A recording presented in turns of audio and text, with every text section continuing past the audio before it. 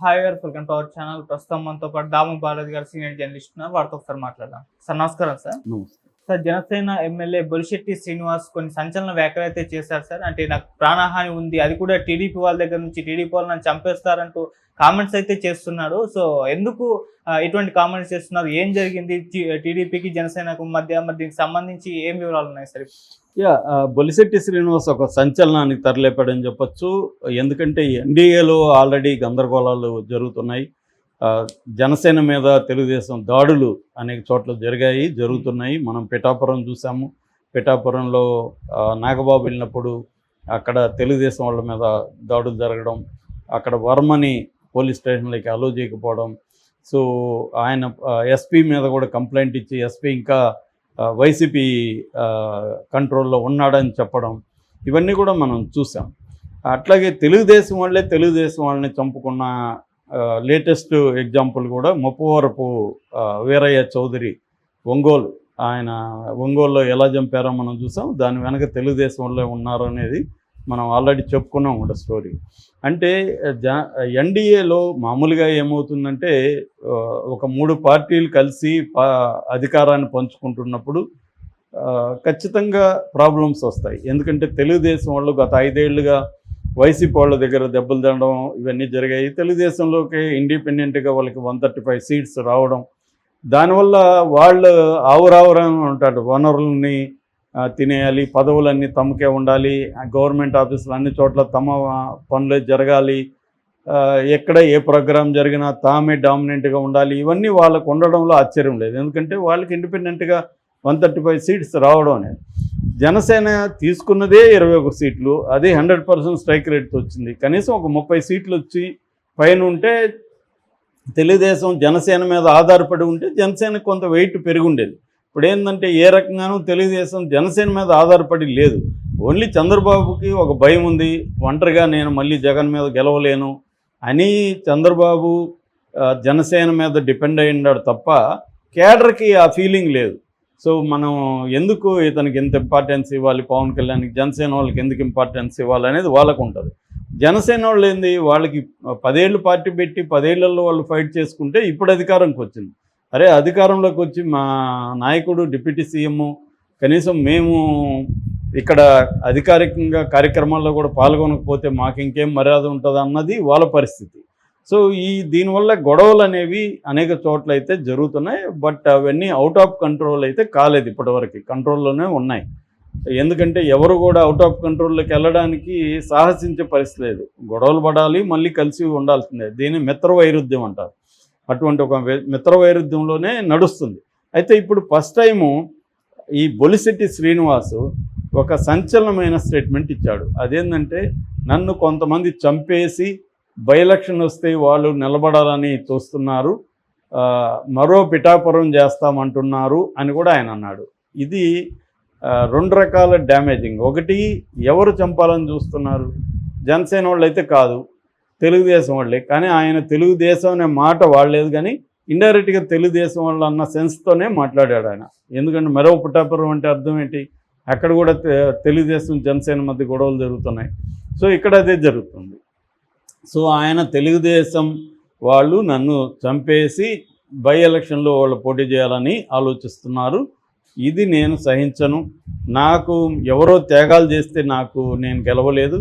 నేను పవన్ కళ్యాణ్ మా నాయకుడు వల్ల, నా వల్ల, నేను చేసిన ఈ నియోజకవర్గానికి చేసిన సేవల వల్లే నేను గెలిచాను అనేది ఆయన అంటున్నాడు. చిన్నగా కొద్దిగా ఆయన బ్యాక్గ్రౌండ్ చూస్తే ఆయన 1981లో యూత్ కాంగ్రెస్తో మొదలైంది ఆయన రాజకీయ జీవితం. యువజన కాంగ్రెస్లో చేరాడు. ఆ తర్వాత 1999లో తాడేపల్లిగూడెం మున్సిపల్ కౌన్సిలర్గా ఉన్నాడు, ఫ్లోర్ లీడర్గా ఉన్నాడు కాంగ్రెస్ తరపునే. ఫస్ట్లో ఆయన కాంగ్రెస్లోనే ఉన్నాడు. ఆ తర్వాత 2014లో ఆయన టీడీపీలో చేరాడు. టీడీపీలో చేరి 2014 నుంచి 19 వరకు తాడేపల్లిగూడెం మున్సిపల్ చైర్మన్గా ఆయన పనిచేశాడు. సో ఆయన అప్పటికి కొంత పదవి వచ్చిందని చెప్పచ్చు. ఆ తర్వాత 2019లో జనసేనలో చేరాడు. 2019లో జనసేనలో చేరి తాడేపల్లిగూడెంలో ఎమ్మెల్యేగా టికెట్ సంపాదించాడు. ఎందుకంటే సీనియర్ రాజకీయ నాయకుడు కాబట్టి బాగా ఈయనకి ఏంటంటే బాగా మాట్లాడగలిగిన టాలెంట్ అవన్నీ ఉంది, సబ్జెక్ట్ మీద పట్టుంది, బాగా మాట్లాడగలడు, ఇష్యూస్ మీద ఒక క్లారిటీ ఉన్న వ్యక్తి. అందుకని పవన్ కళ్యాణ్ ఆయనకి సీట్ ఇచ్చాడు. కానీ అప్పుడు 2019లో జగన్ వేవ్లో ఈయన కూడా ఓడిపోయాడు. ఓడిపోయినాక కూడా జనసేన తరపున కార్యకర్తగా గట్టిగా పనిచేస్తూ వచ్చాడు. మళ్ళీ 2024లో ఆ సీట్ని ఎన్డీఏ జనసేనకి అప్పగించింది, జనసేన ఈయనకి ఇచ్చింది. దాంట్లో ఆయన సమీప ప్రత్యర్థి కుట్టు సత్యనారాయణ వైసీపీ ఆయన మీద దాదాపు 62,492 ఓట్ల మంచి మెజార్టీతో గెలిచాడు. సో ఇప్పుడు ఏంటంటే ఆయనకి 81 నుంచి రాజకీయాల్లో ఉన్నాడు. ఆ నియోజకవర్గాల్లో అనేక రకాల పదవులు చూశాడు, ప్రజలతో అనుబంధం ఉంది. ఇంకోటి కూడా ఆయన మనకి క్యాంపెయిన్ అప్పుడు ఆయన ఒక మాట అన్నాడు, నేను కానీ నా హామీలు నెరవేర్చలేకపోతే నేను రిజైన్ చేస్తానని కూడా అన్నాడు. సో ఇప్పుడు ఆయన కొన్ని హామీలు అయితే ఇచ్చున్నాడు డెవలప్మెంట్కి సంబంధించి, వాటికి దాన్ని నెరవేర్చాలంటే అధికారుల సహకారం కావాలి, ఈ ప్రభుత్వ సహకారం కావాలి. అది ఆయనకి దొరకట్లే. ఆయనకు అధికారులు ఈయన మాట వినట్లేదు, తెలుగుదేశం వాళ్ళ మాట వింటున్నారు. తర్వాత తెలుగుదేశం కేడర్ కానీ అక్కడ ఉన్న స్థానిక నాయకత్వం కానీ ఈయనకి సపోర్ట్ చేయట్లేదు. సో ఆ ఫ్రస్ట్రేషన్ అనేది కనిపిస్తుంది ఆయనలో. దాంతో కొంత బెదిరింపులు కూడా వచ్చినట్టుగా చెప్తున్నారు. ఎందుకంటే ఈయన కూడా స్ట్రాంగ్ వాయిస్ ఉన్న వ్యక్తి. సో అవతల వాళ్ళు ఫిజికల్గా బెదిరిస్తున్నారు, నీ సంగతి తేలుస్తాను, నువ్వేమనుకుంటున్నావు, బై ఎలక్షన్ వస్తుంది మేము అనుకుంటే ఇక్కడ అని. బై ఎలక్షన్ అంటే అర్థమేమి, ఆయన చనిపోతేనే కదా బై ఎలక్షన్ రావాలి, లేదా రిజైన్ చేస్తే రావాలి.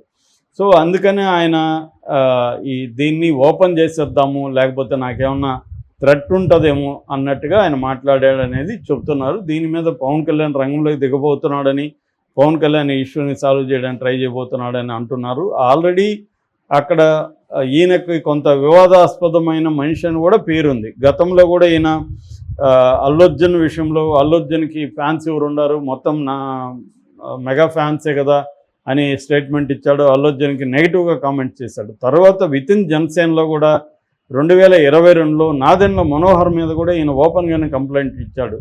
అధినాయకుడిని కలవడానికి ఇక్కడ గుళ్ళో పూజారిలాగా ఈయన అడ్డుపడుతున్నాడు, నేను పవన్ కళ్యాణ్ కలవలేకపోతున్నాను నాదెండ్ల మనోహర్ వల్లే అనేది కూడా ఆయన అప్పట్లో అన్నాడు. అట్లాగే ఆయన తనని సస్పెండ్ చేశారనే వార్తలు పుట్టిస్తున్నారు కొంతమంది జనసైనికులే. నేను జనసేనలో భీష్ముడు లాంటి వాడిని, నేను అనుకున్నప్పుడే నేను బయటకు వెళ్తా కానీ నన్ను ఎవరు బయటికి పంపించలేరు అనే మాట కూడా ఆయన వాడాడు. సో ఇలాగా జనసేనలో ఆయన కొంత విభేదాలు ఉన్నాయి, ఈ తెలుగుదేశం వాళ్ళతో కూడా విభేదాలు ఉన్నాయి. ఈ కాంటెక్స్లో ఆయన మాట్లాడినట్టు అర్థం చేసుకోవాలి. ఆల్రెడీ జనసేన తెలుగుదేశం మధ్య విభేదాలకి పవన్ కళ్యాణ్ యాటిట్యూడ్ కూడా కొంత కారణం. ఎందుకంటే పవన్ కళ్యాణ్ అనేక సార్లు ఈ ప్రభుత్వం మీద విమర్శలు చేయడం ఓపెన్గా వాళ్ళకి చెప్పచ్చు, చంద్రబాబుకు లేకపోతే క్యాబినెట్ మీటింగ్లో చెప్పడు. క్యాబినెట్ మీటింగ్లకేమో రెగ్యులర్గా హాజరుగాడు హెల్త్ ఇష్యూస్ వల్ల. కానీ బయట చెప్పడం, తిరుపతి విషయంలో కావచ్చు, లడ్డు కావచ్చు, తిరుపతి తొక్కిసలాట కావచ్చు, కాకినాడ పోర్టు కావచ్చు, తర్వాత లా అండ్ ఆర్డర్ విషయంలో ఎవరు అనితని మాట్లాడడం కావచ్చు, ఇలా అనేక విషయాల్లో చంద్రబాబుని విరుకును పెట్టే విధంగా ఆయన ఒక ప్రతిపక్ష నాయకుడిలాగా మాట్లాడడం అనేది ఇబ్బంది.